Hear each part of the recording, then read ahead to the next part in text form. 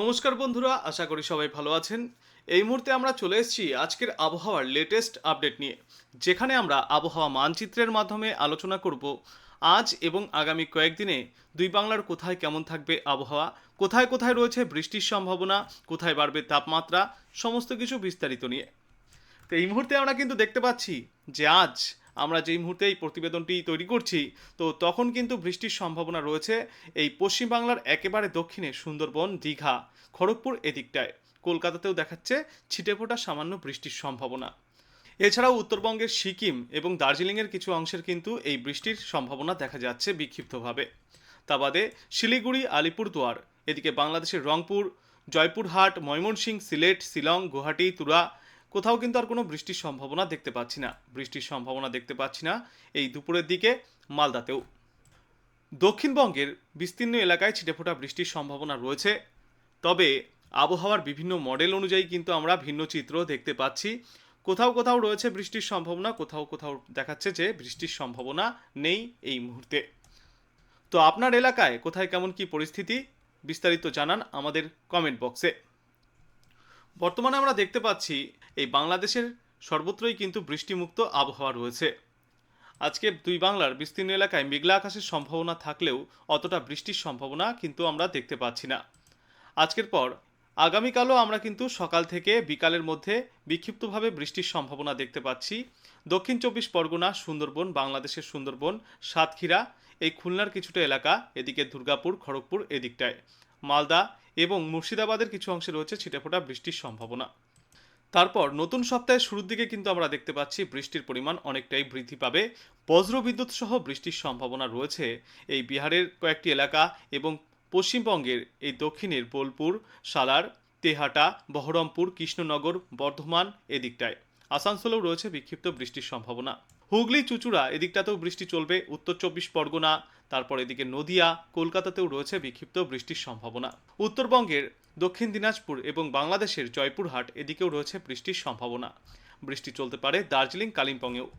নতুন সপ্তাহের শুরু থেকেই কিন্তু বৃষ্টির পরিমাণ কিছুটা বাড়বে বাংলায়, এবং বিশেষ করে এই দক্ষিণবঙ্গের কয়েকটি এলাকায় ভারী থেকে অতি ভারী বৃষ্টির সম্ভাবনাও রয়েছে এই সোমবার দুপুরের পর থেকে।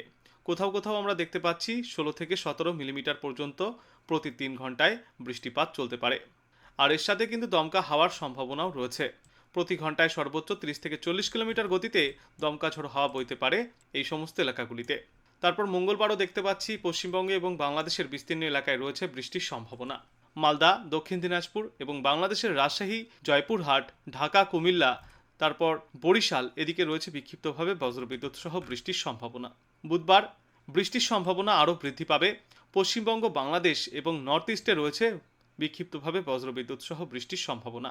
ওই সময় উত্তরবঙ্গের জেলাগুলিতে বেশি বৃষ্টির সম্ভাবনা রয়েছে।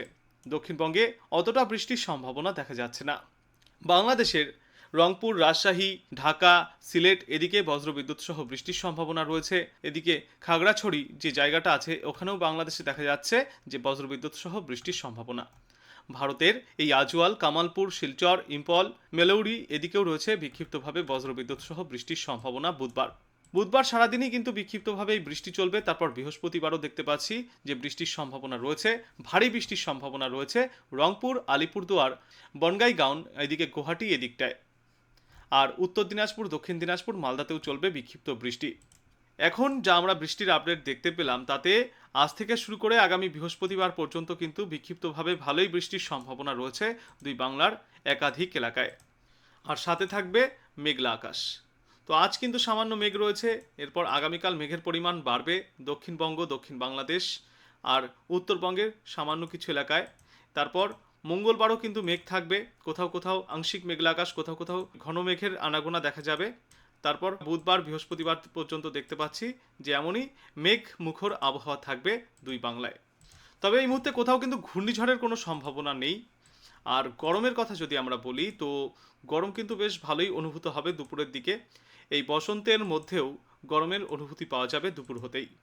তবে এখনও রাতে আর সকালের দিকে হালকা ঠান্ডার অনুভূতি বজায় থাকবে। সর্বনিম্ন তাপমাত্রা কোথাও কোথাও সকালের দিকে 22 থেকে 23 ডিগ্রি, কোথাও 24 ডিগ্রি সেলসিয়াসের আশেপাশে থাকবে। কিন্তু দুপুর হতেই ফের এই তাপমাত্রা পৌঁছে যাবে 30 থেকে 32 ডিগ্রি সেলসিয়াসে। পশ্চিমবঙ্গের কলকাতায় সর্বোচ্চ তাপমাত্রা থাকবে 32 ডিগ্রি সেলসিয়াসের আশেপাশে, ঢাকায় সর্বোচ্চ তাপমাত্রা থাকবে 28 ডিগ্রি সেলসিয়াসের আশেপাশে। আজ থেকে মোটামুটি আগামী বৃহস্পতিবার পর্যন্ত এই একই পরিস্থিতি দেখা যাচ্ছে। বৃষ্টির পাশাপাশি তাপমাত্রারও বৃদ্ধি হবে। উইন্ডির পর আমরা যদি পশ্চিমবঙ্গের যে আবহাওয়া দপ্তর আছে সেখান থেকে জারি করা আবহাওয়া মানচিত্র দেখি, তো সেখানে কিন্তু দেখতে পাচ্ছি যে আজ এই 7 তারিখ তেমন বৃষ্টির সম্ভাবনা নেই পশ্চিমবঙ্গে। বাংলার সর্বত্রই রয়েছে সবুজ সংকেত, কোথাও কোনো সতর্কতা নেই। এই যে দেখাচ্ছে নো ওয়ার্নিং। তো উত্তরবঙ্গ হোক বা দক্ষিণবঙ্গ সর্বত্রই থাকবে এই সবুজ সংকেত। আগামীকাল কিন্তু এই আবহাওয়া মানচিত্রে আবার আমরা পরিবর্তন দেখতে পাচ্ছি। পশ্চিমবঙ্গের বেশিরভাগ এলাকাগুলিতেই নো ওয়ার্নিং থাকলেও এই ওপরের দিকের 3টি জেলা, যার মধ্যে রয়েছে দার্জিলিং, কালিম্পং এবং জলপাইগুড়ি, এখানে রয়েছে বজ্রবিদ্যুৎ সহ বৃষ্টির সম্ভাবনা এবং ঝড়ো হাওয়ার সম্ভাবনা। এই 3টি এলাকায় তাই হলুদ সতর্কতা জারি করা হয়েছে। তারপর আগামী 9 তারিখ আমরা দেখতে পাচ্ছি যে হলুদ সতর্কতা কিন্তু বৃদ্ধি পেয়েছে। বাংলার বেশিরভাগ এলাকাতেই রয়েছে এই হলুদ সংকেত, আর দক্ষিণবঙ্গের মাত্র কয়েকটি এলাকায় সবুজ সংকেত দেখিয়ে বলা হয়েছে যে কোনো সতর্কতা নেই। দক্ষিণ বাংলার এই নদিয়া, তারপর পূর্ব বর্ধমান, পশ্চিম বর্ধমান, বীরভূম, মুর্শিদাবাদ এই সর্বত্রই চলবে বজ্রবিদ্যুৎ সহ দমকা হাওয়ার সঙ্গে বৃষ্টি। এদিকে গোটা উত্তরবঙ্গেই, তার মানে দার্জিলিং, কালিম্পং, জলপাইগুড়ি, আলিপুরদুয়ার, কোচবিহার, উত্তর দিনাজপুর, দক্ষিণ দিনাজপুর এবং মালদায় বজ্রবিদ্যুৎ সহ ঝড়ো হাওয়ার সঙ্গে বৃষ্টির সম্ভাবনা রয়েছে, তাই হলুদ সংকেত জারি করা হয়েছে। 10ই মার্চ আমরা দেখতে পাচ্ছি উত্তরবঙ্গ হোক বা দক্ষিণবঙ্গ এই দুই বাংলারই কয়েকটি এলাকায় রয়েছে হলুদ সংকেত, তবে বাংলার বেশিরভাগ এলাকায় সবুজ সংকেত জারি করে বলা হয়েছে কোনো সতর্কতা নেই। যেগুলিতে হলুদ সতর্কতা রয়েছে সেখানে কিন্তু বজ্রবিদ্যুৎ সহ বিক্ষিপ্ত বৃষ্টির সম্ভাবনা রয়েছে, ঝড়ো হাওয়াও বইতে পারে। জলপাইগুড়ি, আলিপুরদুয়ার এবং কোচবিহারের জন্য এই সতর্কতা উত্তরবঙ্গে জারি করা হয়েছে। আর দক্ষিণবঙ্গের দক্ষিণ 24 পরগনা, পূর্ব মেদিনীপুর, পশ্চিম মেদিনীপুর, ঝাড়গ্রাম এবং বাঁকুড়ায় বজ্রবিদ্যুৎ সহ বৃষ্টি এবং ঝড়ো হাওয়া চলতে পারে, তাই এখানেও থাকবে হলুদ সংকেত। এরপর 11ই মার্চ আমরা দেখতে পাচ্ছি যে গোটা বাংলা থেকেই হলুদ সতর্কতা চলে গিয়েছে, সর্বত্রই রয়েছে সবুজ সংকেত। কোনো এলাকার জন্যই কোনো সতর্কতা জারি করা হয়নি, সে উত্তরবঙ্গ হোক বা দক্ষিণবঙ্গ, সর্বত্রই থাকবে সবুজ সংকেত, অর্থাৎ কোনো সতর্কতা নেই। দেখা যাচ্ছে যে সর্বত্রই লেখা আসছে নো ওয়ার্নিং।